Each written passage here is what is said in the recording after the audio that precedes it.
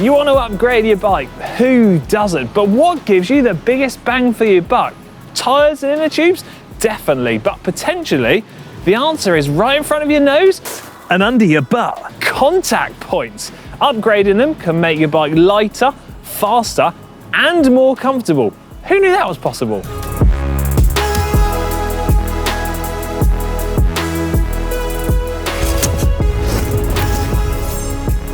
With the help of our friends at Pro, I'm going to explain 2 key upgrades you could make to your bike, why you might want to change them, what changes they're going to make, and crucially, where you should look to invest your hard-earned cash. I'm going to be using Pro to illustrate what we're talking about, but a lot of that information is going to apply to other manufacturers as well. Now, I'm going to focus on 2 key areas of my bike, the 2 main contact points, the handlebars and the saddle.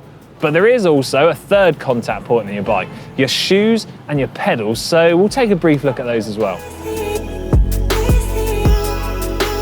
Let's start at the front of our bike with the handlebars. So why would you want to upgrade those? Well, quite simply, most entry-level bikes are likely to be fitted with a handlebar that isn't exactly designed with optimal ergonomics and lightweight in mind. But what do I actually mean, optimal ergonomics? Well, chances are the handlebar fitted to your bike isn't going to be the correct size and shape suited to you. Take the infamous Eurobike, for example. The handlebar fitted to that bike puts the levers in funny angles and positions. It puts your hands into a funny angle with your wrists, and it creates additional pressure points for your hands, all which help towards creating an uncomfortable riding position. In fact, changing your handlebar can completely change the characteristics of your bike and whether it fits you or not. And the aspects you should consider are the reach. This is the distance measured in millimeters from the most central point of the middle of your handlebars to the center line of the most forwards point of your handlebars where the levers are mounted. Now, if I show you on this handlebar here, we'll be talking about the center point here compared to the center point here. So that distance there measured in millimeters.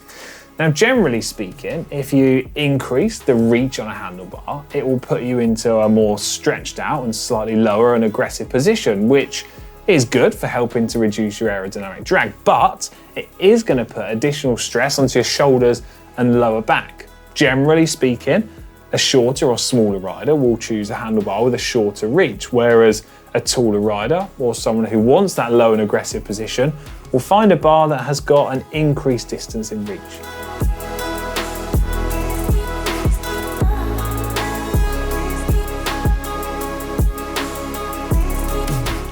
The drop of a handlebar refers to the center point of the highest part of your handlebar compared to the center line of the lowest part of your handlebar, again measured in millimeters. And generally speaking, a handlebar with a shallower drop will be suitable for most people, whereas a handlebar with a larger drop could be problematic for some riders because it will put them into a slightly lower position than what they might find comfortable, and as such will put additional stress onto your lower back. Also, a deep drop handlebar could make you, the rider, less aerodynamic because more of your forearm is exposed to the wind. Width next, and this is the most common measurement which we tend to refer to. The width of your handlebars is measured from the center line of each side of your handlebar where the levers are mounted onto the bars. And generally speaking, the correct width handlebar will position your hands in line with your shoulders when your hands are on those levers. And by reducing the width of your handlebars from, say, a 44 centimeter bar down to a 40, or perhaps even as narrow as a 38, you're going to significantly reduce your aerodynamic drag. And in some instances, that could be by as much as 20 watts or more. On the flip side, if you're a mile-munching gravel rider and you want to increase the stability and control you have, you might want to look slightly towards a more wider handlebar, but the decision's there for you to make depending on what's important to you. So position changes can make you more comfortable, more aerodynamic, or possibly even both. And generally speaking, the more money you spend, you're going to get the bigger improvements in aerodynamics. And that's going to make a measurable difference even on a non-aero road bike. Take these handlebars for instance. We've got fully hidden cables and hoses and features such as this specially profiled top section of the handlebar, so there's a smooth and near seamless transition from the lever hoods round to the tops. We've even got a fully integrated rubber gripper. All of these features are aiding to help reduce the aerodynamic drag, and many of which wouldn't be possible without the use of carbon fibre as the material. Oh, and there's also a whole host of sizes to pick between too, but in the instance of the narrowest handlebar and the shortest stem, they weigh 390 grams. And another sort of major consideration is that material which they're constructed from, whether that's aluminium or carbon fibre, but we'll get onto that in a minute. Now, while you can look at your handlebars in isolation, it's worth considering them as a unit, including your stem. Now, I know on this example of my bike here, I've got a handlebar and a stem combined, but in terms of using the stem to adjust your position, there are 3 different ways you can look to adjust your stem in terms of the height that it's positioned on the fork steerer tube, the angle that the stem sits at, so either positive or negative, and also the length of the stem. Now, generally speaking, a negative angle, longer and lower position stem will shift your body weight forwards and lower. And as such, it has the opportunity to make you slightly more efficient and aerodynamic. Whereas on the flip side, quite literally, if you had a positive angled stem that is shorter and positioned higher up, that is going to shift your weight further back onto the saddle, which leads us to our next contact point, the saddle.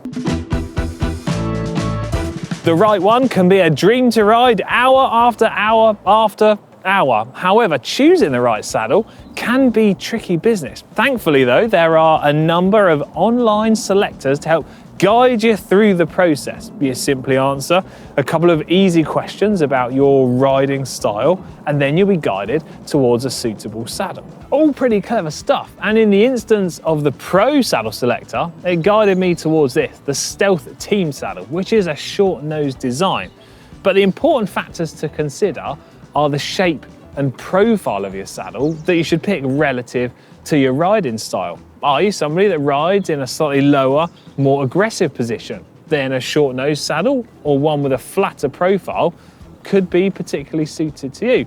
But if a low position and a sort of racy style isn't really your thing, then you can choose a saddle or be guided towards one that is suitable for that. Similar to your handlebars, the width of your saddle is particularly important, although this time it's going to have no impact on the aerodynamics of your bike. Now, typically, entry-level saddles will come in just one width option, whereas mid-spec or top-spec saddles will have a number of different options. Now, the reason they come in different widths is to try to give you the best level of support relative to the width of your sit bones. You'll notice there's a mix of options out there, some with and some without this large central cutout. Now personally, I always choose a saddle with that large central cutout. Now the reason they exist is to reduce pressure on your undercarriage. And as a bonus, that cutout is also going to help reduce some weight. Happy days. The position of your saddle is just as important as having the correct shape and size. But to give you a good starting position, you should look to have your saddle as horizontal as possible. And in terms of the fore and aft movement, when viewed from the side, you should have your knee positioned directly above your pedal axle when the crank is at that 3 o'clock position.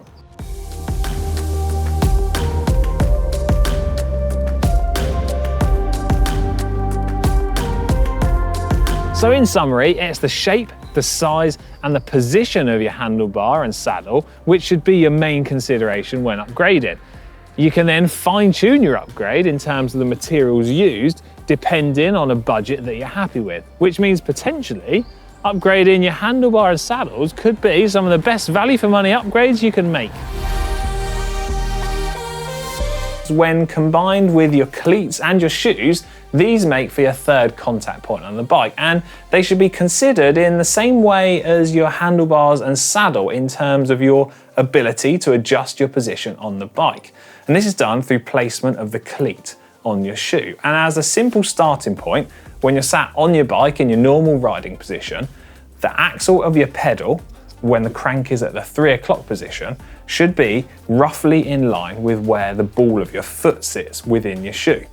And when viewed from the top or from the front of the bike, your foot and knee should roughly be in line with each other. This sort of gives you a real clear and simple starting point. Almost all pedal systems will allow you to change the level of float that your foot has through the use of different cleats or a threaded adjustment screw. Now, float is quite simply the amount of movement left and right that your foot can make whilst remaining clipped into the pedal. And it's there to try to reduce any stress that's felt through your knees and allow your foot to find its most natural riding position. Now, using Shimano as our example, they offer 3 different ranges of float in their cleats. You've got 0 degrees, 2 degrees, and 6 degrees. Now, something to bear in mind is that as your cleats become worn, the amount of float that they have is going to increase. And as such, your shoe and foot will then be able to rattle around all over the place. I mean, come on, own up. When was the last time you actually replaced your cleats? It's a similar deal with your saddle and your pedals. As you go up the price scale, the materials used in their construction changes. So at the lower end of the scale, you're probably going to see materials such as chromoly or steel that could be used in your saddle rails or the axles of your pedals. And the body of your pedal and the construction of the base of your saddle is likely to be made from nylon. However, as we move up the price scale, we start to see the use of more exotic materials. So we could see titanium pedal axles or titanium saddle rails, maybe even carbon fiber. And in terms of the body of your pedals or the base of your saddle, you could see carbon fiber or nylon, which is infused with a carbon fiber element. Through the use of these materials, you're able to increase the strength and significantly reduce the weight. Hope you enjoyed this video and found it helpful, and I'm keen to hear your thoughts on this. Do you choose your upgrades based on cost, the comfort, or do you use tech to try and save every watt and every gram possible? So let me know in the comments section down below, and you know what to do with this video. Like it, share it, and subscribe to GCN Tech. See ya.